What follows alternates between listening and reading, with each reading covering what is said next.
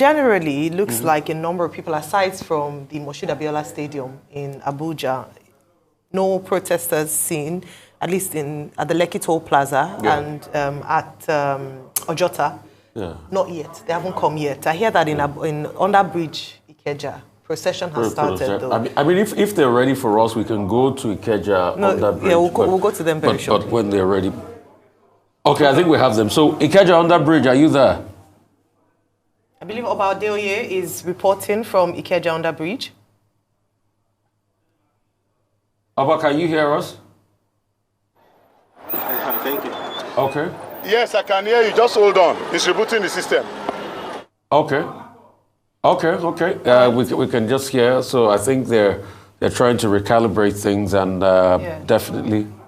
This is the most vehicular movement I've seen, at least across the different locations that we've gone to. Aside from the Lekki Toll Plaza, where there were a few cars going, at the toll gate. But here, there's actually some bit of traffic. I don't know if it's as a result of the procession or just that more people are on the streets. We can see security agents there. Vehicles there, and we can see some buses there. At least you can see a lot of keke marwa and tricycles. Tricycles there. Okay. So I think that's the procession going there. You can see them accompanied by security agents, and you can see the procession going at the front there. So this is quite, I think this is about the largest congregation of people we have seen thus far, coming out at the Ikeja under bridge, and they were followed by police. So I think the procession is still on in and around that area under Ikeja under bridge, and the camera is trying to pan and recalibrate things around. Also, Oba, if you can hear us now, I think you've been able to recalibrate things.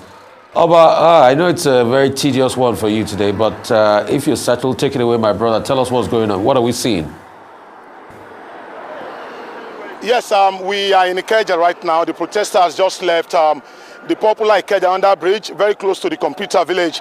And it has been a marathon for us because we had to, run to catch up with them at every point in time that we're trying to set up this live. Now, we had to pick, a tricycle to be ahead of them, to be where I am right now at the moment. So you can see them right behind me. They are trekking from here. Some say they are going to the Alausa Secretariat, that's the seat of government. Others say they are going from here to K2, but we are not sure what the route will look like until maybe we'll get to that junction there. But at the moment, they are singing all manners of protest songs, and you can see inscriptions on their placards. We need grant, not loans. That is one beside me here. I don't know if the camera can see it. We need study grant, not loans. That's talking about the recently launched government. Let me speak to one of the leaders of the protest here. His name is Comrade Declan Eyakere. Declan, good morning. Thank you so much. You have been sweating? Yes, I need to. So tell me, what are your demands specifically? Our demands are very simple. Our demands are written in the faces of hungry Nigerians. Our demand is written on the faces of the streets of Nigeria. Now, what we have succeeded in doing this morning is to tell the government that you cannot hold the people back. In spite of all their court rulings, court judgment that they got, what we're saying is that they said they designated Ojota and K2, but before you move to K2 or Ojota, you must have a house. And an average Nigerian does not have a house. And so most of us slept under the bridge today, under the bridge of Ikeja, and that's our home. So we have just woken up from our house under the bridge, and we're moving to the place government has given us as our own flat. So we're moving to our own flat, to the accommodation given to us by the government. But what we're saying is very simple, that the message has been sent that no intimidation can stop hungry and angry Nigeria. All right, Declan, I'll come back to you. I'm with you throughout the protest. So that's the situation right now in the city of Ikeja. That's the capital of Lagos, and you can hear him. They are moving from here to K2. That's about several kilometers away from here. It's going to be a very long day for the protesters. The security men are here providing security, safety for the protesters. We'll see how this goes. Some say it's Alausa, some say it's K2, but we'll see how it goes. We are still with them. Back to you in the studio, Rufai. Okay, thank you so much. We'll take it away. Abuja. Abuja, we have you. Olubenga Ashiru. Talk to us. Abuja. Yeah, thank you, Rufai, Oseni, Ayo Marius, and Dr. Abati. Once again, Ashiru, talk to us. Abuja.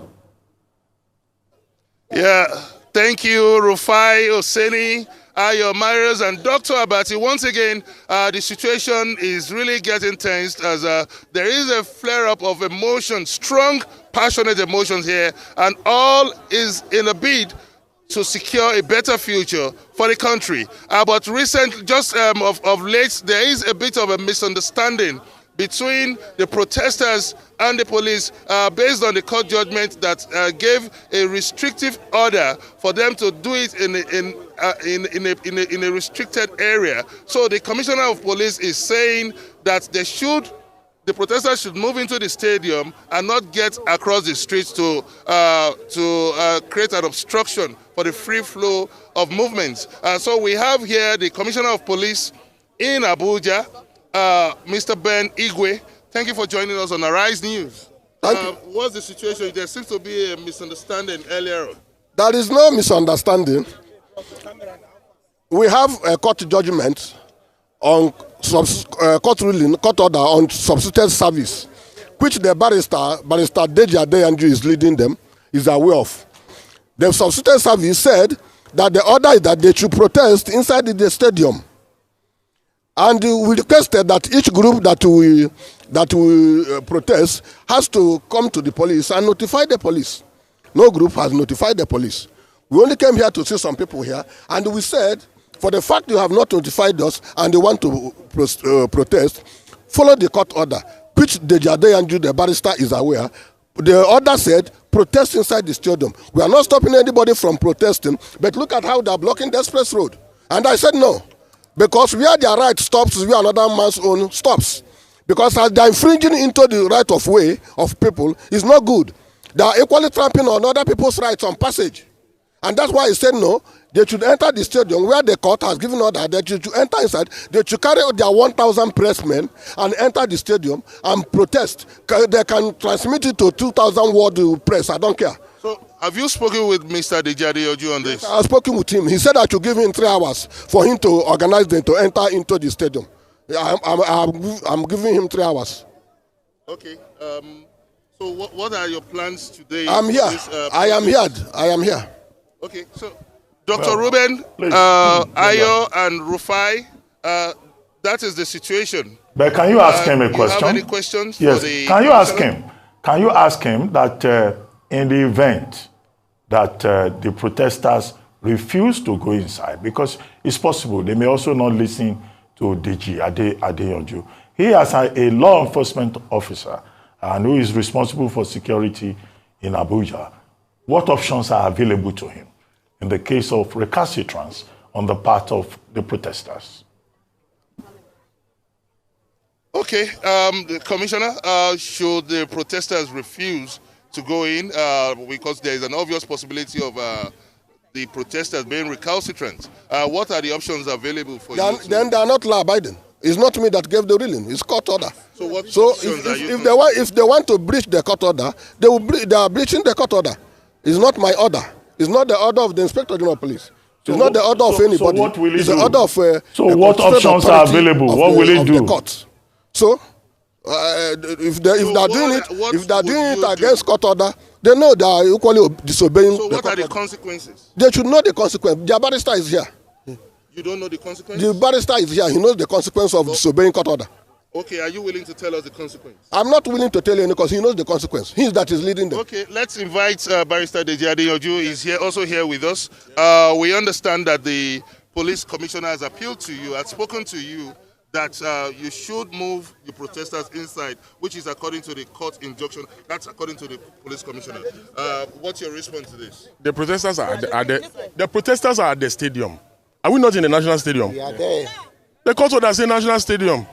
They have refused to allow us to go to Eagle Square. We say we will not confront them. What the police commissioner is saying that inside the national stadium. The court order said stadium, national stadium. That's what the court order say. Koniman die, Koniman bury him. You understand? Koniman die, Koniman is a Koniman. I'm also a Koniman. So he has spoken to you now as the commissioner of police in Abuja. Are you willing to? Are we not complying? Are we not at the stadium? Are we at Eagle Square? Okay, but if he he's my big brother. If he insists that you should move into the national stadium, then they have to carry us in. I've gone to speak as the lawyer. I've advised the protesters. I said, listen, if no matter how uncomfortable you are with a positive court order, whether it is interim, interlocutory, or perpetual, you must try to comply. The law must see you taking steps to comply. You can see that people but protesters called me as early as 5 a.m. this morning and said they're going to stop the Eagle Square. And I advised them that they should not go there. That they should not go to the Eagle Square, because if they do that, they'll be disobeying the court order. Okay. You understand? So, we spoke to the police commissioner earlier on about the options of you refusing to move inside the stadium, and he said you are aware of the consequences. So are you prepared for the consequences, and what do you think would be the consequences of you not moving into the main bowl of the National Stadium? Very simple answer. Simple answer. You see, because we're in the stadium, we are within the ambit of the law, complying with the positive order of the court. Because we're in the vicinity of the National Stadium. Do you understand? We are not in the three-arm zone. That is why, you see, my appeal before the CP came, you see how peaceful and serene the place was. But with the CP's presence, the atmosphere is charged. So my appeal to my big brother is that you should not take steps that will make the protest degenerate. It's an appeal. You understand? Thank God that he's somebody that I respect, and he has a lot of respect and regard for me. So the idea of me coming here is that I will keep appealing to the protesters, and I will keep appealing to the authorities, because without this synergy, the country cannot work, and this protest will not be as peaceful as we want it. So let me further appeal to the CP, who is my brother, that he should de-escalate the situation. Do you understand? Okay. He's a conflict manager. Okay. We're still talking about consequences here. Yeah. And the police commissioner felt so sure that you know the consequence of disagreeing with him on this issue. Okay, where are we? Are we not at the National Stadium? We are at the National Stadium. That's why I have spoken about the issue of Konim and Die, Konim and Beriam. Obviously, you don't want to talk about the consequence of moving Which into consequence? Because we're in the National Stadium. Okay, but now, talking about consequences. And you know that I've actually not seen the order. I've not seen the order. All I have seen are news reports. And because I'm a lawyer, I must, whether the order is genuine or not, I must advise the protesters to comply. Okay. Finally, the federal government has called for constructive engagement with the government between the mass and the protesters. Are you considering having such a constructive engagement? Believe me, today, if the federal government, if the president bring back fuel subsidy, we will be hailing him here. Yes. We will be hailing the See, all these people that are pushing the president, they did not win election. They don't have the mandate of the people. It is the president that has the mandate of the people, of the Federal Republic of Nigeria. The ministers don't have the mandate. The aides don't have the mandate. CP, my brother, does not have the mandate. It is the president that has the mandate. So, whatever the president does in the best interest of Nigeria, it is the president that benefits. We need to wrap up now. We'll come back to you later. Talking about the mandate, he's a lawyer and also the lead convener of this protest. And you have seen that there are clear demands which involves reversal of the fuel subsidy issue, the fuel subsidy situation, and also the need to end bad governance and also to end hunger in the land. So that's the situation right here from the MKO Abiola Stadium. Thank you very much, Dr. Ruben Abati, Rufai Oseni, and Ayo Maris. Thank you very much indeed. Thank you so much, Gwenga. Thank you so much for also doing a quick mediation job. We go back to the Niger Delta. Theophilus Agidi joins us now from Bayelsa State. Great to have you. I trust you are Yenagoa. How is Yenagoa this morning? Yeah, Yenagoa is a bit more, activities are beginning to gear up with this protest coming up. We had some of the protesters coming around here, converging at the Tombia roundabout. This is one of the busiest locations in Bayelsa State. This is because of the fact that this place connects local governments, some local government areas to Bayelsa State. We have seen quite an assemblage of protesters who are youths, and as you can see, they are moving around. They are going, from what I gathered, they are having their procession, and they are moving from here to the government house. But all around we also have security. We also have security men who have been stationed around this whole environment. So it's quite busy. It's quite busy around this place right now as we speak. All right, Theophilus, it would be really good if you could speak to one of them, because I see the placards being carried by the protesters. One says cut spending in governance. Another says increase police salary. That is, you know, they're asking for more money for policemen, and they're also asking that they cut cost of governance. Can you speak to anyone there at least to get what is it that the youths in Bayelsa are asking for? I didn't get you, Ayo. Okay, I was asking if you could speak to someone, because we see what's written on the placards. What are the youths in Bayelsa asking for? Can you speak to any of the protesters? The demands of the protesters, they are asking for improved quality of governance. They are asking for the reversal of the removal of fuel subsidy.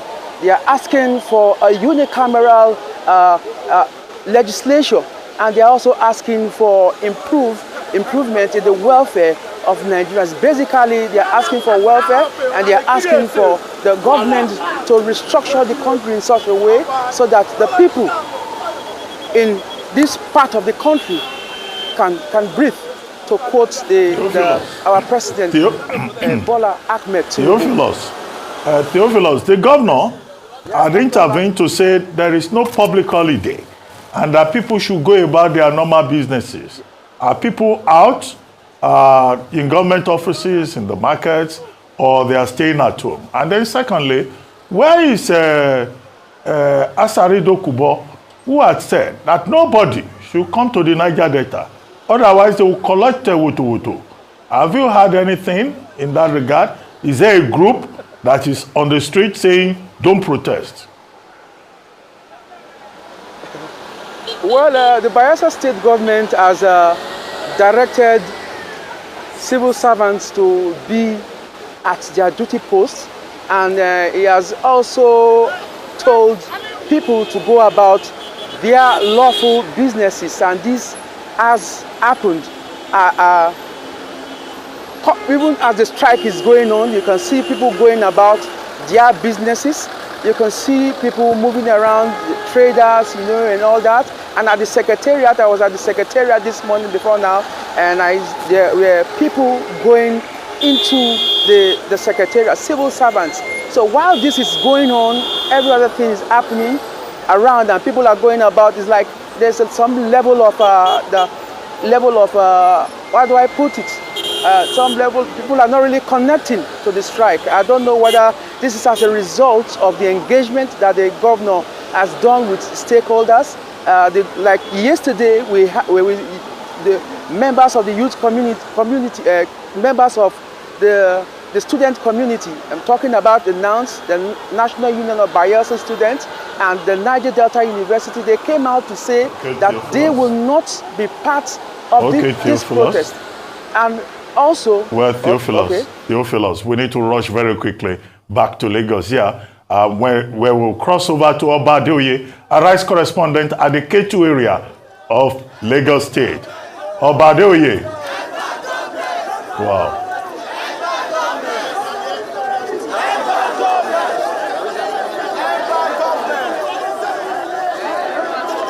Obadeoye, are you with us?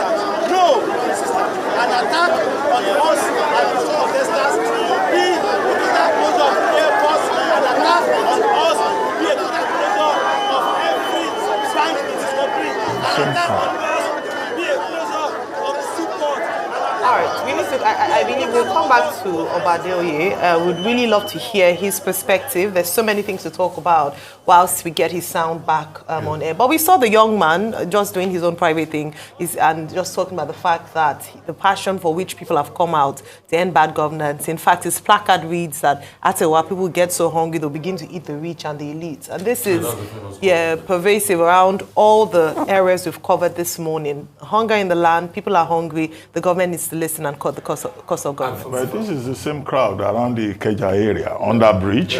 They seem to have moved all the way to K2, but we don't know what their next destination is. Obadeoye, are you with us now? Obadeoye. Yes, I'm with you. I'm with you. Okay. Looks like you joined the procession from under bridge to K2.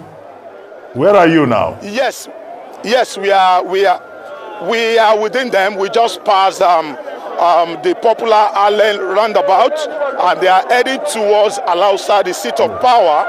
So we had to also, shed some calories because we have to take the long walk with them, and that is what we have been doing since morning. The security men, the police, the Lagos Neighborhood Safety Corps, and other security agencies are represented here, and they are ahead of the protesters, and another group is coming behind the protesters. So it's a long walk for the protesters this morning, and it has been peaceful so far up till this moment. There's no incident of any attack. You can see security men, a detachment of the mobile police coming from Alausa, heading towards, you can see them armed to the teeth. They are here, and they are also playing their own part in this protest. Remember that the Inspector General of Police had promised that policemen will provide security for the protesters, and that is what we are seeing so far. Of course, there has not been any form of attack or any form of disruption since this procession started from Ikeja under bridge up to this moment here. There's no disruption. We saw some residents who have, decided not to join the protest. They were just, recording the procession with their mobile phones and standing by peacefully. There has not been any incident of attack or any incidents of disruption of this procession since it started. So from Ikeja here, the atmosphere is relatively calm, when you compare to some previous protests in this part of the nation. There has not been any attack. Remember that in the build-up to this protest, a group of thugs reportedly threatened that nobody should come to Ikeja. But since morning, I have not seen anyone coming out to harass the protesters.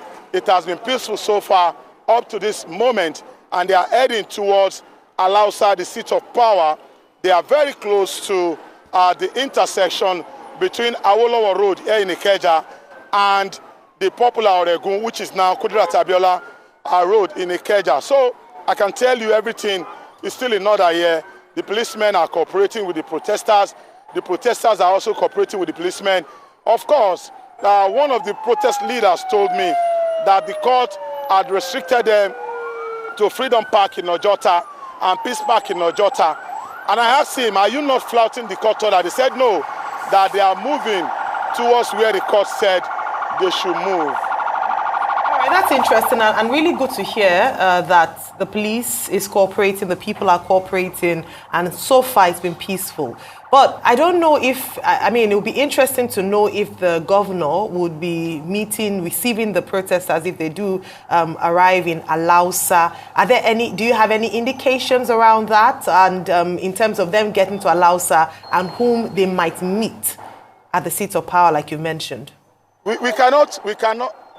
I cannot independently confirm if the governor is in Alausa or is in Marina, but I got a report this morning that some protesters, I don't know how to put that, people who are against this #EndBadGovernance protest, that they were in Alausa earlier today. I'm not sure if the governor addressed them or not. So we are going to Alausa right now, and we'll be able to tell you if the governor will be around to address them or not. Oba, stay safe, my brother. Just follow them, burn some cabs, like we'll say, and have a good one. Let's go to Kaduna. My brother Nisi Gabriel is out there in KD City. Talk to me, my brother. How's it going there in Kaduna?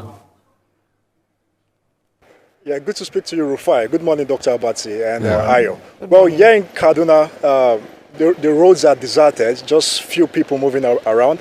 But it's good to note that police operatives, security operatives are stationed at strategic location. Just right behind me, you can see police operatives are stationed at the popular NEPA roundabout here in Kaduna State. You have motorcyclists moving around, but few people, most people here in Kaduna State are indoors. Just few people outside. Some filling stations are opened. Some businesses, you have some Meshai people opened, and relative peace here in Kaduna State. But we do understand that in some places like Zaria, some persons are trying to gather to see if they can come out to protest. But we are still getting feelers from there to see if it's going to happen. And if it's happening, we'll move down there. From here to Zaria is about 45 minutes. So we'll move down there to see what we can get. But here in the metropolis, here in Kaduna State, no signs of individuals gathering to protest because as of yesterday I projected this because Kaduna has been relatively calm, peaceful, and we have security operatives scattered around the state.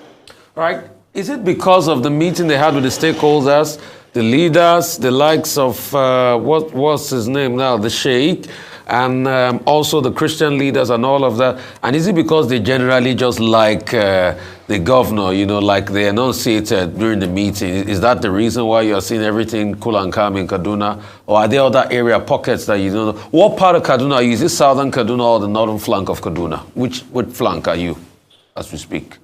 I'm at Kaduna Central right Central. now, the metropolis. This is the popular, NEPA roundabout. I left Kaduna South, the popular Yakowa Expressway earlier this morning. And we have, in fact, down the south, we have beehives of activity, more than you have here in the Kaduna Central. And down to your question, throughout the week, the governor has been engaging stakeholders, a lot of stakeholders meeting, a lot of dialogue, appealing to the conscience of these key stakeholders that they should jettison the planned nationwide protest. And it seems it's yielding results. And like you pointed out, in that meeting, we had the likes of the Christian, the CAN, the Christian Association of Nigeria, the Jamaatul Nasir Islam, the GNI, Student Union Body. We had key stakeholders from the southern part of Kaduna, and they all unanimously agreed not to take part in this protest. Organized labor too. So to a large extent, the governor has been reaching out to key stakeholders, people he knows have the capacity to galvanize people to storm the street to protest. And in his appeal, he cited the bloody protest history Kaduna has experienced in time past. We have the Zango Qatar crisis, the 2000 political crisis that erupted here in Kaduna, and several other crises that erupted here in Kaduna and started as a result of peaceful protests like this one. So Kaduna is a very unique state, I will put it that way, because it's a very sensitive state. Due to the sensitive nature of this state, no residents in this state will want to see this state engulfed in some sort of crisis as a result of protests, because now the residents are enjoying the relative peace they are witnessing now in the state, and they will not want that to be hijacked by individuals who intend to cause mayhem in the state. That's what I've seen so far, and that's what the people are saying. Down to southern Kaduna, during the week too, you had the southern Kaduna Christian leaders led by Apostle Kure, and he said for them their situation is unique because he described, according to him, he said you can't send an injured soldier to war, and for them they are just coming out from, they're in the healing stage, and their situation is quite unique in the state because he said in time past they have been neglected by past administration. So for them, they can't join the protest. They just have, and he urged the people of southern Kaduna to remain calm. Of course, that's not to say that's not to say there's no economic hardship, there's no hunger, or there's no insecurity. That is like a constant K. But however, he says there are ways to dialogue with the government, and he feels dialogue is the best approach to this issue. So generally, here in Kaduna, so far so good. Gabriel. Well, it might be too early to say, but so far so good. Gabriel Nisi. Kaduna is a bit calm.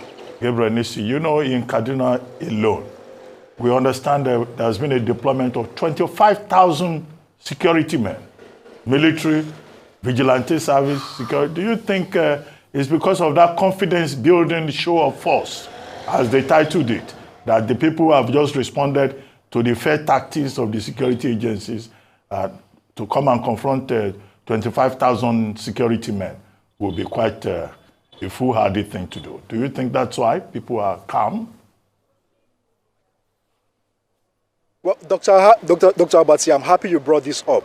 Well, just early this morning, the PRO of the Kaduna State Police Command reached out, and the force headquarters here in Kaduna issued a rejoinder stating that the earlier statement they issued saying that 25,000 security personnel have been deployed across the state was in error. So he issued a rejoinder saying that adequate number of personnel have been deployed around the state, and they intended to say 2,500, not 25,000 security personnel. A rejoinder has been issued to that effect by the Kaduna State Police Command. Okay, Nisi, thank you so much. Let's pop quickly to Abuja, the country's capital. My brother Bengashir, we hear that there are some more protesters in Abuja. I think these are protesters against the protesters that are there. Can you tell us the situation of what's happening there? Over to you. Thank you very much, Rufai Oseni.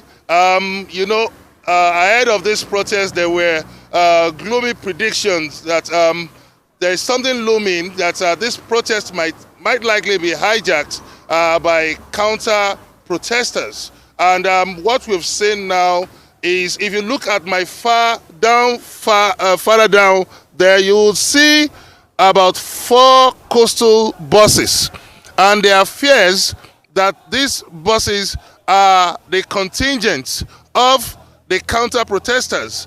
They are locking there, and there is so much apprehension in the air. In fact, when they arrived, the protesters told everyone to go live so that we could capture the proceedings. So far, they have still been there at a standstill. They are yet to move towards the ambience of the so these are the mobilized protesters. Are the police also going to tell them about the court order, that they must not violate the court order, that they must not be lodged around there except for the stadium where the protesters are? Has the police engaged them as regards the court order? For now, if you look further down, like I told you, they are just packed in there. Some seems to be moving down to the stadium. So it's very difficult to tell if they're going to organize their protest outside the National Stadium. But so far, there's been a strong defiance of the Commissioner of Police plea. If you look at just in front of me, you would see some of the protesters crossing the road, that no protest had started. No protest is holding inside the Moshood Abiola Stadium in Abuja, and that is the counsel of the directive of the police commissioner, based on the court's order, based on the court judgment, that they should stay in a restricted area. But even the protesters are saying that they are yet to see the court order, so that is a bit also in dispute. So that is the situation now, that there is some considerable apprehension in the air.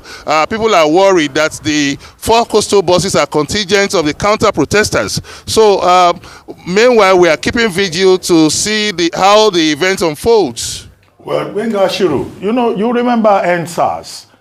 During NSAS, when there was a clash between pro-government protesters and and NSAS protesters, there were some young men in that Abuja carrying long sticks, and they converted those long sticks into weapons, started destroying vehicles, and started beating people up. Have you seen anybody with those golf-like clubs, but made of wood, of strong wood? Have you seen anything like that? Fortunately, we've not cited any violence or look-like violence instruments from either of the camps. So far, we can see placards, we can see flags, and people demonstrating and protesting fervently to end the hunger in the land and to also end bad governance. And they have also called for the reversal of the fuel subsidy removal. So those are the clear demands of the protesters so far till this moment in time. All right, so we hear the clear demands of the protesters. How about the demands of the anti-protesters? What's on their placard? What are they saying? And then how will they manage space? Because all of them have to be inside the Moshood Abiola Stadium, or at least around there. I mean, how's the police going to manage to ensure that all of them remain at that stadium without clashing? Yeah, like I said, if you look at if you look further down, you can sight about 4 coastal buses, and right now it's presumably it looks like they are just waiting in the wings to find the right. I really do not want to speculate, but the presence has raised so much apprehension in the air. It has raised so much concerns and tension that their presence seems a bit malignant to the essence of this protest so far. Anyway, thank you very much, Benga Shiro. We'll keep in touch with you. The question is, who goes to a protest with 4 coastal buses? That's a very interesting development. Yeah. In fact, we can count more than 4 buses. I think more. Anyway, we'll stay in touch with you.